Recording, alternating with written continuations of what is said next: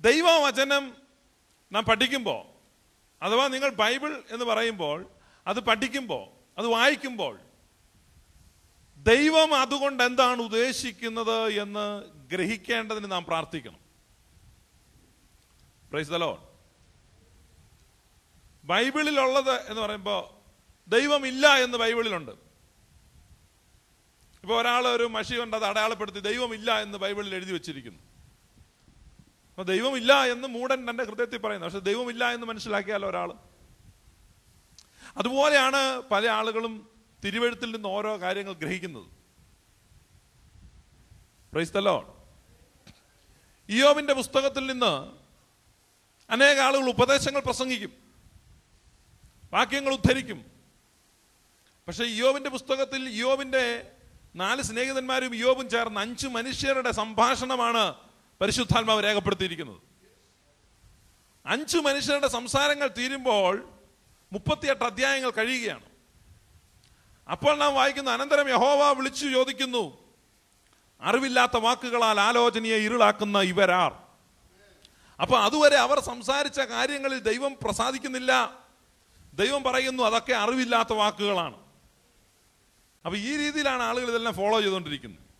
അപ്പൊ നിങ്ങൾ അതെല്ലാം വിട്ടിട്ട് ദൈവവചനം അടിസ്ഥാനപരമായിട്ട് ദൈവം എന്താണ് അതിൽ നിന്ന് ഉദ്ദേശിക്കുന്നത്. അപ്പൊ ദൈവത്തിന്റെ മനസ്സ് ആരാഞ്ഞറിയണം.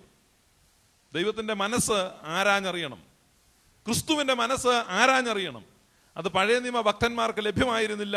പഴയ നിയമത്തിൽ നാം വായിക്കുന്ന ഇങ്ങനെയാണ്, ദൈവത്തെ സ്നേഹിക്കുന്നവർക്ക് ഒരുക്കിയിട്ടുള്ളത് ഒരു കണ്ണ് കണ്ടിട്ടില്ല, ഒരു കാത് കേട്ടിട്ടില്ല, ഒരു ഹൃദയത്തിലും തോന്നിയിട്ടില്ല. യെശയ്യാ പ്രവാചകൻ പറയുന്നു. എന്നാൽ പൗലോസ് അപ്പോസ്തലൻ കൊരിന്ത്യക്കാർക്ക് എഴുതുമ്പോൾ അത് ഉദ്ധരിച്ചിട്ട് പറയുന്നു, ദൈവത്തെ സ്നേഹിക്കുന്നവർക്ക് ഒരുക്കിയിട്ടുള്ളത് ഒരു കണ്ണ് കണ്ടിട്ടില്ല, ഒരു കാത് കേട്ടിട്ടില്ല, ഒരു ഹൃദയത്തിലും തോന്നിയിട്ടില്ല.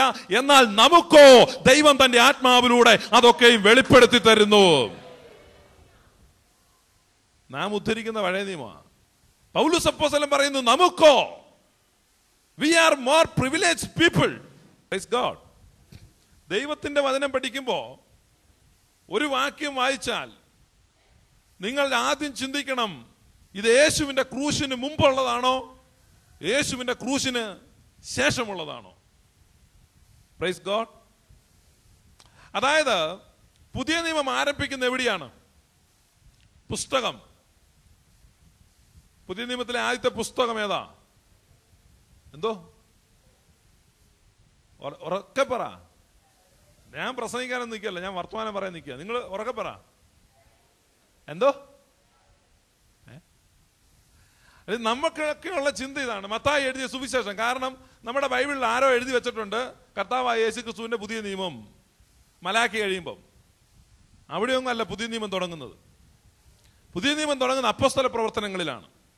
കാരണം മുൻകൂടാരം നിലനിൽക്കുന്നിടത്തോളം കാലം വിശുദ്ധ മന്ദിരത്തിലേക്കുള്ള വഴി വെളിപ്പെടുന്നില്ല. ഏലി ഏലി ലമ്മ ശബക്താനി എന്ന് വിളിച്ച് യേശു ക്രിസ്തു കാൽവരി ക്രൂശിൽ തന്റെ പ്രാണനെ വെടിയുന്ന സമയത്ത് ദൈവാലയ മന്ദിരത്തിന്റെ തിരശീല മേൽ തൊട്ട് താഴെ വരെ രണ്ടായി ചീന്തിപ്പോരുന്ന സമയത്ത്, അതുവരെ നിലനിൽക്കുന്ന ന്യായപ്രമാണത്തിന് നീക്കം വരുമ്പോൾ, തന്റെ രക്തത്താൽ അവൻ പുതിയൊരു വഴി സ്ഥാപിക്കുമ്പോൾ, അവിടെയാണ് പുതിയ നിയമം തുടങ്ങാൻ പോകുന്നത്. കാരണം യേശു ക്രിസ്തു ജീവിച്ചതും പ്രസംഗിച്ചതും ശുശ്രൂഷിച്ചതും മുഴുവൻ പഴയ നിയമത്തിലായിരുന്നു. അവൻ നിയമത്തിന് കീഴായിരുന്നു. ദൈവത്തിന്റെ വചനം ഗലാത്യർ 4:4 പറയുന്നു, നിയമത്തിന് കീഴുള്ളവനായി യേശു വന്നു. Price the Lord. യേശു നിയമത്തിന്റെ കീഴായിരുന്നു. യോഹന്നാൻ സ്നാപകൻ പഴയ നിയമത്തിലായിരുന്നു. പഴയ നിയമത്തിൽ ജീവിച്ചു മരിച്ച വ്യക്തിയാണ്. യേശു ക്രിസ്തു പഴയ നിയമത്തിലാണ് സഞ്ചരിച്ചത്, ശുശ്രൂഷിച്ചത്, പ്രവർത്തിച്ചത്. പുതിയ നിയമം സ്ഥാപിക്കപ്പെടുന്നത്, പുതിയ നിയമം ഉദ്ഘാടനം ചെയ്യപ്പെടുന്നത് അപ്പോസ്തല പ്രവർത്തനങ്ങളുടെ പുസ്തകം 2-ാം അധ്യായത്തിലാണ്. അഥവാ ചുരുക്കി പറഞ്ഞാൽ അപ്പോസ്തല പ്രവൃത്തികളുടെ പുസ്തകം 2-ാം അധ്യായത്തിന് ശേഷമാണ് നിങ്ങൾക്ക് പുതിയ നിയമം കാണുവാൻ കഴിയുന്നത്. Price the Lord. Price the Lord. അപ്പൊ നമ്മൾ അങ്ങനെ അങ്ങോട്ട് പഠിക്കണം. എൻ്റെ ഭാര്യ ഒരു CD മേടിച്ചു. അപ്പൊ പറഞ്ഞു, ഈ പിള്ളേരെ ബൈബിളൊക്കെ പഠിപ്പിക്കാൻ നല്ലതാ, കുറെ CD ഒരു 10 എണ്ണം ഉണ്ട്, ഒരു സെറ്റായിട്ട്. അപ്പൊ ഞാനും ഓർത്ത് പിള്ളേർ ശാലം ബൈബിൾ പഠിക്കട്ടെ.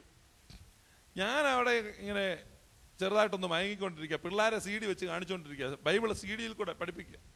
അപ്പൊ CD-ക്കകത്ത് നിന്ന് ഇങ്ങനെ പറയുന്നു, അങ്ങനെ ദൈവം നോഹയെയും കുടുംബത്തെയും പ്രളയത്തിൽ നിന്ന് രക്ഷിച്ചു. നല്ല ഇൻട്രസ്റ്റിംഗ് ആയിട്ട് നല്ല സന്തോഷമായിട്ട് കഥ പോവുക. ഈ പ്രളയം, വെള്ളം പൊങ്ങുന്നു, പെട്ടകം ഉണ്ടാക്കുന്നു.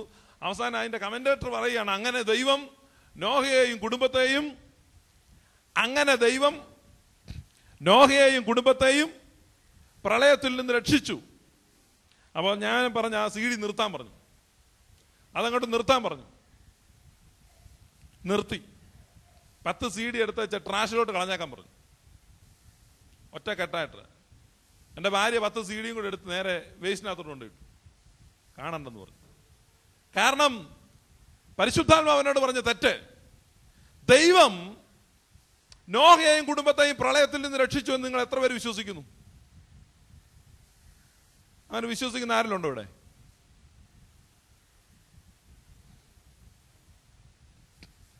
ദൈവം നോഹയെയും കുടുംബത്തെയും പ്രളയത്തിൽ നിന്ന് രക്ഷിച്ചില്ല. Price the Lord. ദൈവം നോഹയെയും കുടുംബത്തെയും എന്തിൽ നിന്നാണ് രക്ഷിച്ചത്? ദൈവം നോഹയെയും കുടുംബത്തെയും രക്ഷിച്ചത് ഏതിൽ നിന്നാണ്? ദൈവം നോഹയെയും കുടുംബത്തെയും അവൻ ജീവിച്ച വഷളത്വമുള്ള കാലഘട്ടത്തിൽ നിന്ന്, മലിനമായ തലമുറയിൽ നിന്ന്, ദുഷ്ട മനുഷ്യരിൽ നിന്നാണ് രക്ഷിച്ചത്. നോഹയെയും കുടുംബത്തെയും രക്ഷിക്കാൻ വേണ്ടിയാണ് ദൈവം പ്രളയത്തെ കൊണ്ടുവന്നത്. പ്രളയത്തെ പേടിക്കുകയല്ല, പ്രളയം നോഹയുടെ രക്ഷയുടെ മാധ്യമമായിരുന്നു. Price the Lord. പ്രളയം നോഹയുടെ രക്ഷയുടെ മാധ്യമമായിരുന്നു. ആ പ്രളയത്തിൽ നിന്നല്ല നോഹ രക്ഷപ്പെട്ടത്, പ്രളയത്തിൽ കൂടെയാണ് നോഹ രക്ഷപ്പെട്ടത്. Praise God.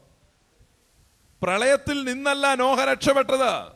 അപ്പോ നമ്മൾ സൺഡേ സ്കൂൾ പഠിക്കുന്ന കുഞ്ഞുങ്ങളെ പഠിപ്പിക്കുന്നു, നമ്മളും പഠിക്കുന്നു, നമ്മളും ഗ്രഹിക്കുന്നു. നമ്മൾ പേടിക്കുകയാണ്. എന്തിനാ പേടി? പ്രളയത്തെ പേടി. അപ്പൊ നോഹയുടെ കഥയൊക്കെ പറയുമ്പോ ഞാനത് എൻ്റെ പിള്ളേരെ അടുത്ത് വിളിച്ചേച്ച് പറഞ്ഞു കൊടുത്തു, പ്രളയത്തെ പേടിക്കണ്ട, പ്രളയം നല്ലതാണ്, അത് നമ്മുടെ ദൈവം അയച്ചതാണ്. അവർക്ക് സന്തോഷമായി. അവർ ഈ വെള്ളം എല്ലാം പോകുന്നതുകൊണ്ട് പേടിച്ചിരിക്കും. ഞാൻ പറഞ്ഞു അത് നല്ലതാണ്. ആരയച്ചു? ദൈവം അയച്ചു. കൈയടിക്ക്.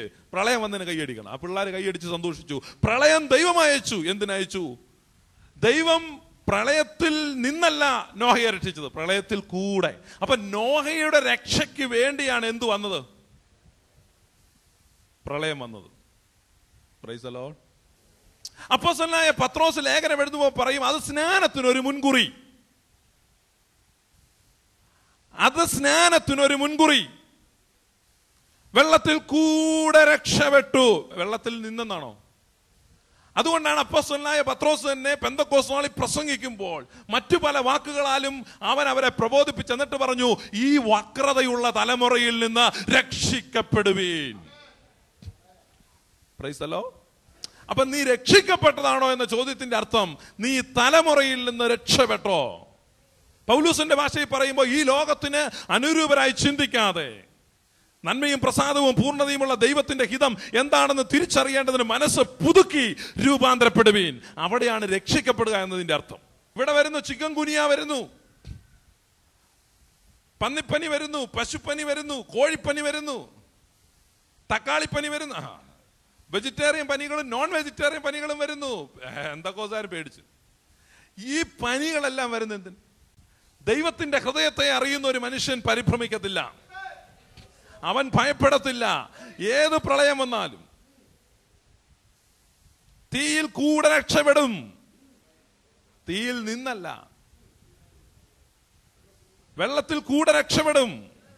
അപ്പൊ ഈ ലോകം നശിച്ചു പോകുന്നതും ലോകത്തെ നശിപ്പിക്കുന്നതും ലോകം ഭയപ്പെടുന്നതുമായ ഏത് പ്രതിഭാസത്തെയും നീ ഭയപ്പെടരുത്. അത് നിന്റെ രക്ഷയുടെ മാർഗമാണ്.